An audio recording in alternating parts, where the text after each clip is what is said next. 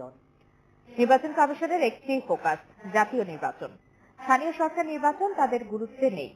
নির্বাচন কমিশনার আবুল ফজল মোহাম্মদ সানাউল্লাহর সাফ কথা, সংসদ নির্বাচন ব্যাহত হয় এমন সিদ্ধান্ত নেওয়া ঠিক হবে না। দুপুরে আগারগাঁওয়ে এক সভা শেষে তিনি আরও জানান, স্থানীয় সরকারের সব নির্বাচন একসাথে করা সম্ভব নয়। গত 5 আগস্টের পর সিটি কর্পোরেশন, পৌরসভা, জেলা ও উপজেলায় বসানো হয়েছে প্রশাসক। জাতীয় নির্বাচনের আগে এসব নির্বাচন করার দাবি উঠেছে বিভিন্ন মহল থেকে।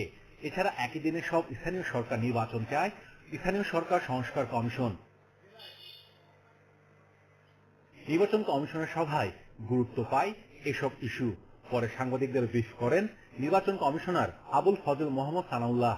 বলেন, জাতীয় ও স্থানীয় নির্বাচন একসঙ্গে করা বাস্তবসম্মত নয়, এমনকি একই দিনে সব স্থানীয় নির্বাচনও সম্ভব নয়। সকল নির্বাচন একসাথে করাও সম্ভব নয়, আবার সকল স্থানীয় সরকার নির্বাচন একসাথে করা সম্ভব নয়। আমাদের সামগ্রিক ফোকাস হচ্ছে জাতীয় নির্বাচন। কমিশন জাতীয় নির্বাচনের দিকে এগোচ্ছে এবং জাতীয় নির্বাচনের প্রস্তুতি থাকলে অপরাপর সকল প্রস্তুতি সম্পন্ন হয়ে যায়, এটা আপনারা জানেন। জাতীয় নির্বাচন করতে হলে তার আগে কিন্তু আমাদেরকে একটা রিঅ্যাকশন টাইম দিতে হবে। তখন এমন কোন ইভেন্ট আসা ঠিক হবে না যেটা জাতীয় নির্বাচনকে আপনার ব্যাহত করে। এক প্রশ্নের জবাবে কমিশনার বলেন, জাতীয় পরিচয় নিবন্ধন আইন 2010 বাতিল করে 2023 সালে একটি আইন করা হয়। এতে এনআইডি ইসি থেকে স্বরাষ্ট্রে যায়।